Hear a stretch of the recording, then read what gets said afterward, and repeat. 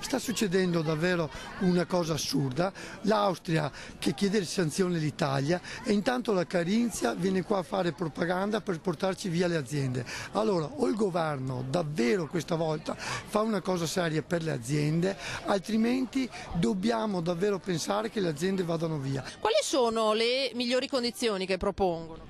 Beh, una fiscalità assolutamente importante, un 24% contro il 48% nostro, ma credo davvero che il governo debba intervenire, ma intervenire in maniera seria, perché che un paese venga qui a pubblicizzare e portarti via le aziende, credo davvero sia una cosa assurda. Tra l'altro Europa su Europa, io credo che questo davvero si debba fermare, lo può fermare un governo serio che dice di essere del cambiamento, facendo un shock fiscale perché le aziende rimangono nel territorio, altrimenti gli imprenditori scapperanno, loro non hanno problemi perché i prodotti andranno a fare altrove, un'ora di macchina da qui e impoveriremo il nostro territorio che è sempre stata la locomotiva di tutta l'Italia. Nella campagna elettorale tutti quanti andavamo a dire la defiscalizzazione per mantenere le aziende. Oggi il governo non sta facendo niente.